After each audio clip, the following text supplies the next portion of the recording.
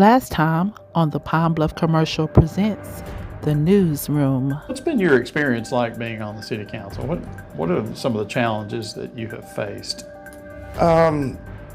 The biggest challenge to me has been that people sometimes misunderstand the council, and then the other side of that is the council,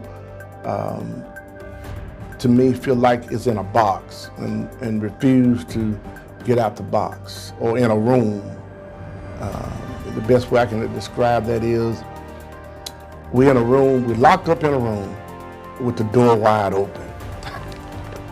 If you check the record, even before I became a council person on the council, when I was chief, I approached the city council and said, we need a step and grade for police and fire. We need that. It fell on deaf ears. Since I have been on the council, I still say we need a step and grade for police and fire. And ultimately, it hurts our community when you don't put the right person in the right position because of your likes and your dislikes. When you put your likes and dislikes before the community, then we deal with these issues. Nobody wants to speak about it because people will say you are fighting the system, fighting the mayor. But as a council person, I have to represent the third ward, and I have to be truthful about what I see.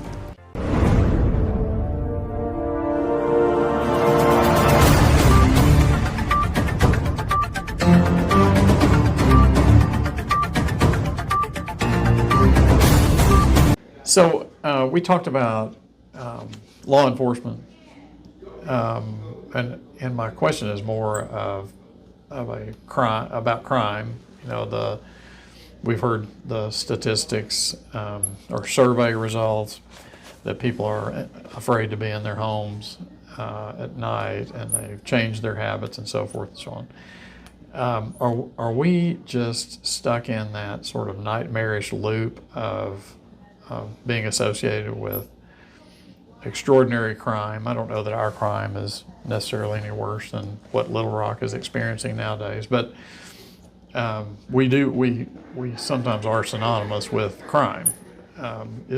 What's the answer? If, as I said on the council, if I had that answer, I could probably sell it to Chicago, California, and Pine Bluff. But the problem is that it's a combination of things, and we're just caught up in the moment, and it's not going to be a quick nor easy fix. Our children now have very little respect for each other or for those that they even live with. So when the problem at the school, the mothers and fathers send the best children they have to the school. When the police have to stop them, they're the best children that the city has. But because of some things that had been set up years ago, and I said this 15 years ago at the governor's mansion, when they had a summit up there when they dealt with black on black crime. And I said it there, and I'll say it here again. There's no quick, no easy fix to this problem we have. When you pass legislation, and I said this to the state representative as well, when you pass legislation that don't clearly explain or define the difference between abuse and discipline, you will never control what we're dealing with. And what I mean by that is, if a young man missed 10 days of school, the juvenile court has the authority to bring in the parent. Your child is not, and hold them accountable. So you bring in the daddy. The daddy go home and grab his son by the arms and say, "Hey, young man, what are you doing?" And he leaves the little bruise on him. The law said the daddy go to jail if that son calls the police. So there is no clear definition between the difference between abuse and discipline. You can never control it until you define that. When a man can't discipline his son, I'm telling you, and that's the same son that's going to meet your daughter, the same son that's going to go to school with your kids. And then when a young man is not able to have a breakfast before he go to school because he's hungry, he went to bed hungry, so when he get to class, he going to act up. He going to act up so he can get put out because he didn't study for the test last night. Now he going to get suspended. Now he walking the streets. Now he going to break into a home to get a gun. And ultimately, he'll rob somebody. But it's not only in Pine Bluff. The system is bad. But even at that, when you do have an officer make a good arrest, you have to make sure that your prosecuting attorney is in line with saying, you got to send a message out. You rob somebody, we asking for the max. You rob somebody, you shoot somebody, your bond gonna be double. People will start thinking, wait a minute, I may need to go somewhere else to do this. But when they know they can get out of jail the next day, anytime the system is set up so bad that the criminals has more rights than the victim. If you shoot me and she see you shoot me and they come in and interview her, the law says you as a suspect can get a copy of her interview. And we wonder why people don't come in and testify. The system is set up bad. Who's going to, you're going to video me telling that Joe Willie shot this man, I saw it. And the lawyer is going to subpoena the copy of the tape. And they're going to watch it together. And Big Joe Willie is in jail, so he's going to tell this boy, hey, I watched the tape. So now, when the next shooting happened, ain't nobody seen nothing. The system is screwed up. And nobody want to tell the truth about it. We can't get out this hole until we change the system. Not going to change. Now, crime is going to fluctuate up and down, up and down. But until you get everybody on one accord, and they don't want to do it because the prison system makes too much money, you can't change it now because they'll be unemployed. You can't change it. But the system is screwed. From the door, I'm not trying to be, and I said this to the governor some years ago. Anytime we create a system that says, if you're low to moderate income, you can move into St. John's apartment and we'll take care of you. But if you get married, we're going to put you out. The system is screwed up. That's why our boys don't have men around. Because the government says, if you live out at the apartment complex, where a young boy coming through, he don't have to say yes, sir, because there's no men's there. The system is screwed up. And we trying to change it from the bottom. You can't change it from the bottom. Not going to happen. You can have a good year, crime will go down low. Mm-hmm. You're going to have a bad year, crime is going to go up. We're going to try to figure out how to do it. It's very difficult. Now, you can't put initiative in. Don't get me wrong on that. You can have initiative that will send a message out that won't be tolerated in our community. But when you miss those opportunities to send a message out, our young boys now, they're very smart. Facebook, Instagram, They watch how we react, and they react accordingly. We watch them, they watch us. We've had two police chiefs, an almost police chief, a fill-in police chief who became a permanent police chief, and now a new permanent police chief. Are you pleased with how that has progressed? Are you happy with Denise Richardson as the next police chief? And Let me go was back. there a better way to handle that? Let me go back from the beginning when you said from the almost chief. I can't remember his name, Jones, I think his name was, the one that they almost brought, that the mayor wanted to bring in. Once again, I was vocal, not that I was against him. My theory was that you have people inside the police department that's well trained. That's one thing that I would say some years ago, Daniel Moses brought that to the city of Pine Bluff. You must train people from inside. And I thought that was harsh at first. I was the first one he sent to Kentucky for 3 months. Didn't want to go. Begged him not to make me go. He made me go. Once I got there and started understanding the concept of how I was looking at all these years, how things really going on, I thought everybody I can touch, I was seeing then. So when the mayor wanted to hire Jones, I knew she had people inside the department that was more qualified, had more years of service, more experience than Jones had. They just wasn't considered. I thought that was bad. But once again, I try to stay in my lane. As former chief, you don't want to, as they say, buck the system. She hired, that died, and she hired Franklin. And I often tell people, and I'll say this today, even to this day, I still consider him a friend of mine. We started off years ago.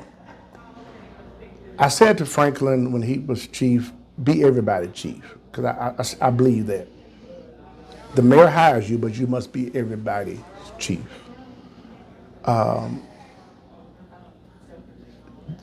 During your conversation with the mayor here, you asked her if she hired Franklin was the right choice. Did she feel that? I watched that interview.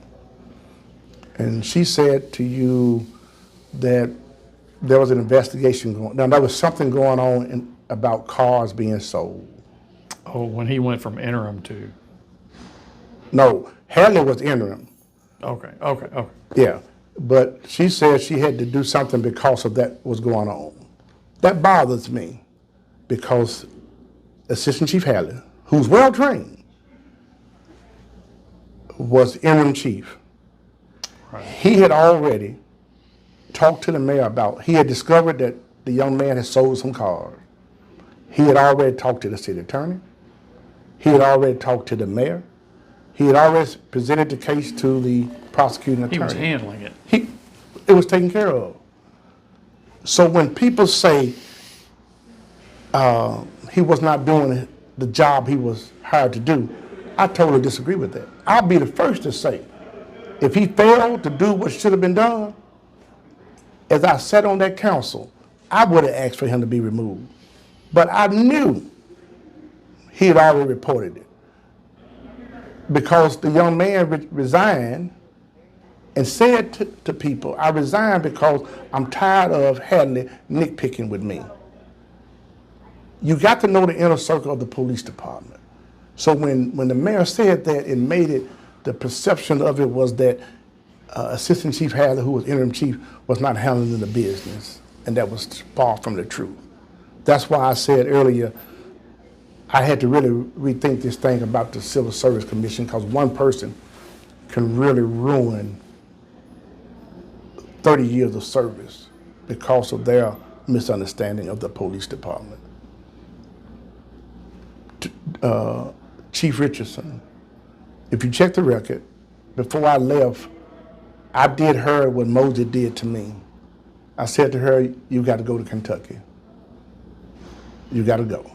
I saw in her where she was going. Hadley has already gone. Elliott has gone. Warrior had gone. Mm-hmm. We had a staff of people that really was trained to take over at any moment. So I was not surprised when Richardson accepted the responsibility of being chief. But you got to remember, she was there when the mayor tried to hire Jones, a little less than a year ago, with the same credentials. But because of the lack of knowledge of the police department or the mistrust that sometimes people have, that's what hurt us. Now, the legacy of Richardson, she's going to have to put the police department back together. You can't have a good system if the chief and the assistant chief is not on the same page. It's like a husband and a wife got a bunch of kids. If they don't get it from mama, I go ask daddy. The system has to be set that if I say it as chief, it's the law. That's from Chief Richardson. If I say it as Assistant Chief Hadley, it's the law. That's the only way. Speak with one voice. Speak with one voice. They must speak with one voice, not only to the officers, they must speak with one voice to the mayor.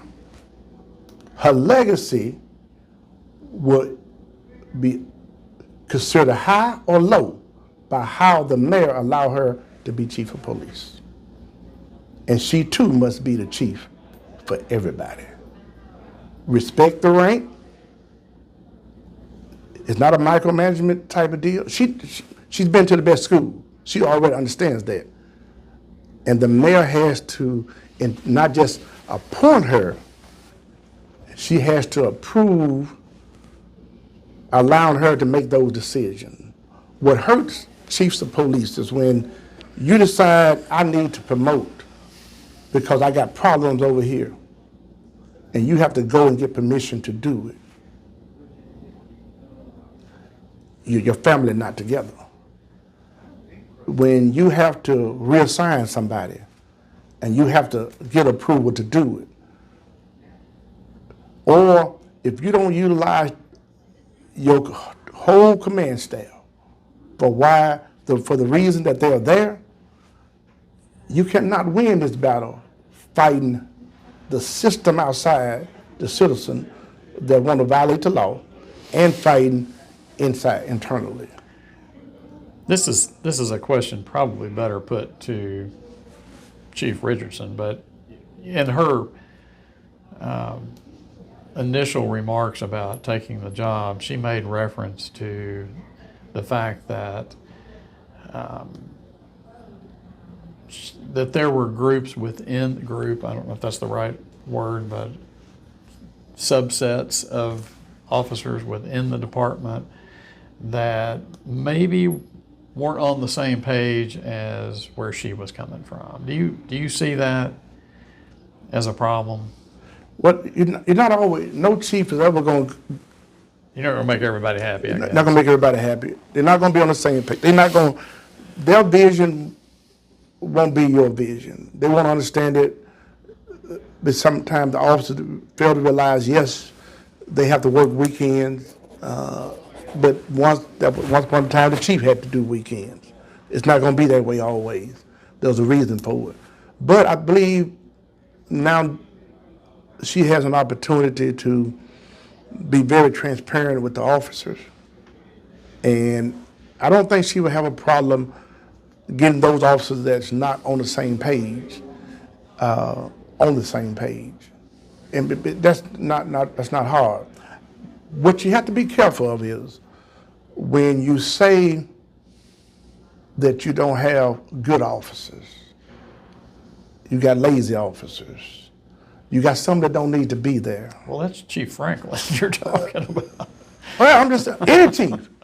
And I said this at the council meeting. I'm just frank with mine. At the council meeting. You've got to be the leader of all. If you see the weakness, it's your responsibility. You don't have to do it as chief. But I know somebody that's strong, I'm gonna put you with that person. So I'm gonna build you up. That's the only way to do it to be successful. But I think it's dangerous when you say, they shouldn't be here, and you already show it. Well, I did hear you ask them a question. What did you ever do about it? There's nothing you can do about that unless you build them up. And I think Chief Richardson, a great choice, let me say that. I believe she has the ability. I just hope, and my prayer is that she's able to sit at the table with the mayor. And I've said this even when I was the chief for the mayor, even when I ran for council. When I was chief, I looked at the mayor, I said, Mayor, I've got to be chief. And in fairness, I never had a problem. But most mayors, if you blink, they tell you, well, you need to do this. You may not want to do that. And that's when your officer says to you, so you can't make that decision. You're not in charge. You're not in charge. I now know who's running it. And that's the danger. Yeah. So I'm hoping that she do what she knows she's capable of doing, and it'll get better. So just a couple more questions. Go right ahead. What are the steps the city needs to take to get Pine Bluff thriving again? So it could be housing or entertainment, public safety, education, overall quality of life. I think it's going to take a combination thereof. I believe we're going to have to have more participation from the people we serve. And I go back to what I said to you earlier. I really believe that when the paper itself will stop delivery, I'm telling you, the lack of information, because we must put people, you don't have to know it all, but we must put people that has knowledge at the table. And sometimes elected officials feels like we have to know it all. And I'm one that's been blessed that I'm smart enough to know I don't have to know it all. I went into a meeting with, I never will forget it, Carl Reedus, Mayor Reedus. It was an IT meeting, and I was the assistant chief. He wanted to talk to me about the IT because he was trying to update it. And I went to that meeting, dressed with suit and tie. We sat at his table, but I brought somebody with me. And I walked to the door. He said, "Who is that?" I said, "This is West. He's the IT director." I said, "This is an IT meeting. I don't know IT. Yeah. I got a person that knows it." So what has to happen in Pine Bluff, we must have the right people in the right positions. We're putting people in there just because of, and because I need this vote or I need this support. We've got to have a better police force. We got to invest in that to make it better. We have to figure out a way to take some of these old homes before they get you have to tear them down. Figure out a way to invest in them and build them up. I mean, so it's a combination of things. Our education system is going to be our education system. I think our teachers are doing a great job of what they have to deal with. Our children now are not well behaved, but we have to deal with that. But we got that problem because once again I told you about discipline and abuse. We took the powder out of school and put the police in. So it's just a lot of things that needs to happen, but you can't do it without community involvement and the money to get these projects done. But you got to have a drawing card. You got to have. We came up with the racetrack. Literally, it was going to be an amusement park, but you had to start somewhere. Everybody won't get to go to Florida. So if you didn't have but one piece of equipment out there and a racetrack on the other side of the acres or whatever land you was going to buy, but you build up in something that's going to attract people. The casino would do it for a period of time, but everybody don't want to gamble. So somebody needs to say, in the morning, I'm gonna take little Bob over to the amusement park. Oh, how great that is. So it's those kind of things, but we need community involvement as well as the funds to get it done. I'm going to slip in almost a last question. Okay. What's going on with the generator? That's another go forward question. There's another go forward question. I have no problem with that. I'm not on that committee now. I'm bothered by the generator because, first of all, I was against the generator from the start. UAPB had a building already downtown prepared, and we could have put what they was trying to do there. The incubator? Yeah, the incubator. We could have done it at the incubator. It was already there. It was vacant, could have done it. But Simmons says, if we need a 3-year contract, $400,000 a year, and we'll do that.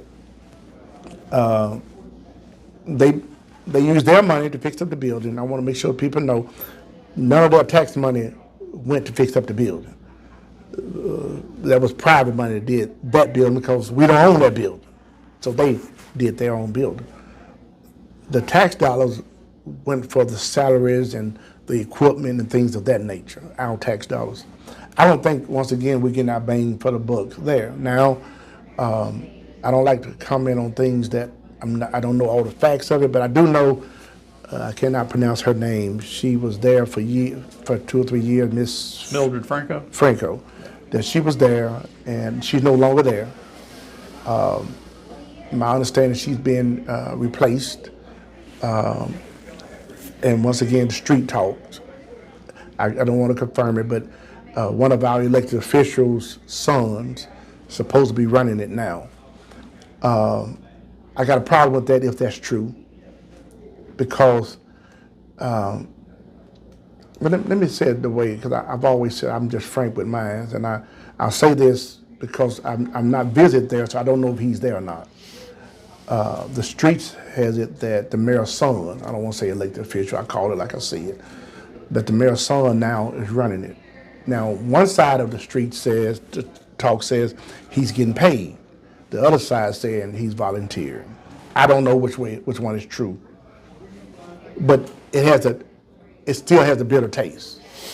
When you have what we have going on in the city of Pine Bluff. I just told you earlier that Mr. Glover, who runs Park and Rec, hired his brother to do a summer program. I posted on the Facebook page that Dr. Watley hired his brother to do the King Cotton Classic, to do the cooking there. And then if it's true that the mayor, she didn't hire her son, but they hired her son to run the generator, it's a bitter taste to our community. The rich are getting richer and the poor are poor. What's really going on? That's not a way to build up our community. You wonder how far and wide they searched before they found those people. Yes. Oh yeah, and you got to remember now, the cooking part with Dr. Watley's brother, his brother lived in Texas. We got food trucks all around in Pine Bluff that cooks a pretty good meal. They could have done the hospitality room, So I know we could have. We got people that could have done the volunteer that did the teaching at the summer program. I've been gone 4 years. Police department had a pay camp, and I go every year and volunteer. That's just my servant duty. But we try to pay our own people, and ultimately it's going to come back and it's going to backfire, and people are going to say, oh, we didn't know that, or we didn't look at it that way. But because Pine Bluff is in the situation we're in, they feel like we can do it. What's going to happen? They're going to talk about it one day, and then it'll go on by. But if I am the city council and I had the authority and I got connection and they hired my daughter or my grandchild somewhere over there, not just on a summer program, people do that all the time, but a permanent thing, we look at the credentials of how do we do that? But in Pine Bluff, it's okay. You got anything else on your to-do list before the end of the year? I should tell listeners, viewers that you ran for re-election and were defeated. So Correct. your term ends end of the year. Right? December 31st. So you got anything else up your sleeve? Or I just want to leave out the way that I came in, serving the people, addressing the issues, trying to get ahead of some things that may happen. My goal is to make sure that the third ward that I represent get its fair share of representation as far as money spent in the ward.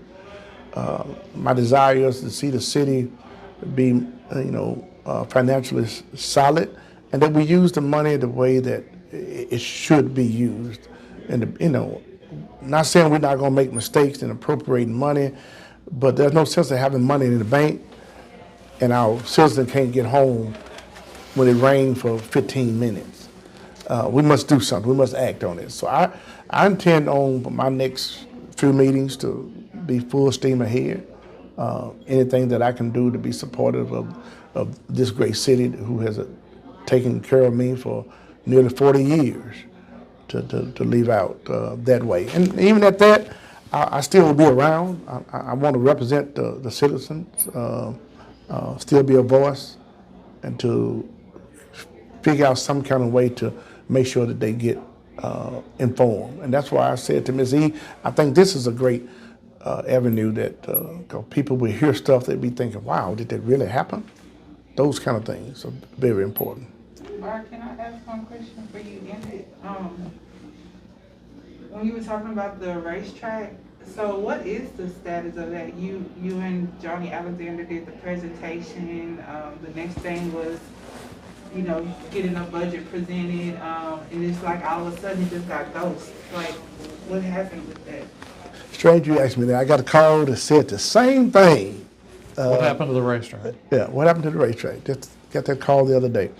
My take on it is still on the table. Now, someone said that the land that we looked at has been purchased by I don't know who. Don't know if that's true or not. But I still believe in my heart of heart that the racetrack should be on the table. We could have bought the land, but once again, they did not want to. The council didn't want to use the 5/8 cents tax because it's allotted for some other stuff, for the housing downtown and buildings downtown and anything else. But my thought of it was that it would have been a better investment to buy the land to get the racetrack going on. So it's still on the table. It's not a dead item, but we have not discussed it. And I got a call the other day about it, and my intent is to bring it to Alderwoman Alexander's attention. She's over traffic aviation, to see can we discuss something of it at our next monthly meeting. So without you on the council, I think a council needs voices coming from different directions. Without you on the council, is there going to be anybody there who says, I don't think we should buy the Bank of America building? Or why are we buying hotels that nobody's going to stay in, et cetera, et cetera? I believe there will be. I believe there's a couple of individuals that understand that the voices of the people need to be heard, even if the power structure don't want it to be heard. And that's what we deal with. So I do believe that there are individuals there that will stand and say, oh no, this is not right. We're not going to be able to do it. We need to look at this, or we need to bid this out. So I still, even with me being removed as of December 31st, I think the people still have good representation there. And I say this, I believe that when the vote come back up for go forward again, you'll find out that 90% of the disagreement on the council is to go forward. Is to go forward. And I tell people all the time, I challenge anybody. Otherwise, you were of pretty much alike. Pretty much alike. I challenge anybody. People say that I'm against the mayor agenda. But I challenge you to ask the mayor, what did you bring to the table Whitfield voted against, besides go forward? So the separation of the council is the creation of another entity that looks like, operates like the council. With a fair amount of budget. Yeah. And this is the difference. Go Forward's got $4 million, $4.5 million a year. That's not allotted for anything. We may have $21 million, but when you take our salaries, you probably just spent 15, 16 million of them. Yeah. Because of the employees. But whatever the numbers may be, they have 4 million that they can wishy-washy in a way they want them. The council don't have that luxury. That's our problem. That's the problem. We don't have that luxury. This is a question I hopped over, but I'll ask it since we're talking about this. Your stand on Go Forward is probably what got you beat. Would you say? In as much as the effort to contribute money to somebody who was for Go Forward. Yes, came yes. along. I think that they had a part of that. They had a big part. I think once again they put a good plan together. They found 2 individuals to run. They encouraged the mayor to endorse a candidate that had no police experience in a time when you are fighting public safety, you're fighting crime. We looked the other way.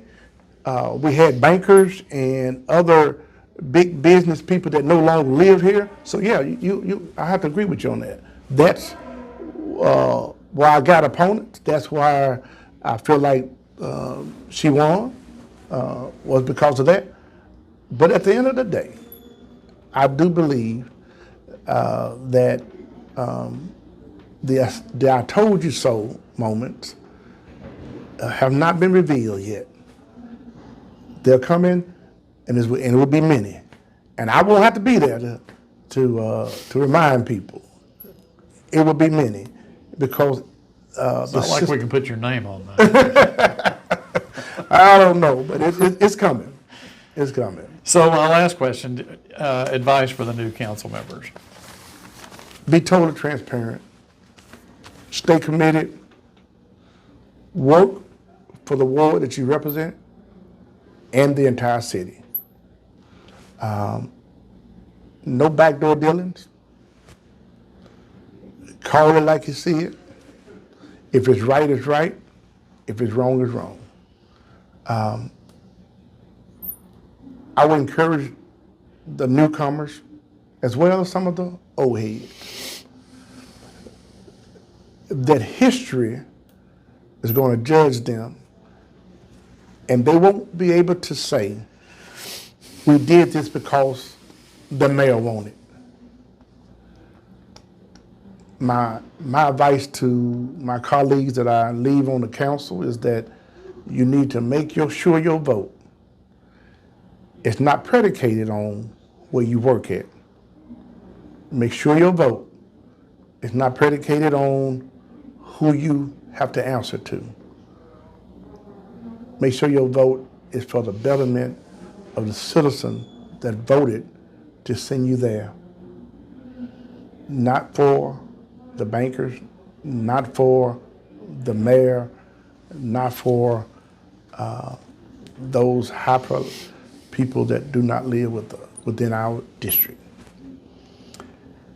Councilmember, do you have any parting shots, anything you want to talk about? No, I just take this opportunity to say thank you all for allowing me this great opportunity to people can hear, and like we said earlier, sometime when you write it in the paper, you don't get a chance to voice it all out. And maybe now people will say they see and hear things that they just did not know. And I just want to commend whoever put this format together. I know you said Ms. E, and I said to her earlier off record, I said on record, I said it on record. I want to say it on record that I asked her, how did she create this? How did this come about? She's just smart. Yeah. And And talented. I said to her Monday night, what she's doing now, people don't see the value of it. 20 years from now, they're going to be looking for these tapes. They're going to be looking for this data. Not just to say he told you so, but there'll be some other things that people want to check to see that this really happened. And they'll have to come back to this network and say, I know somebody that did it. They talk to those individuals. So it may not see the benefit of it greatly now, it's coming. History is being recorded within this confinement of this room, and I appreciate you all for doing it.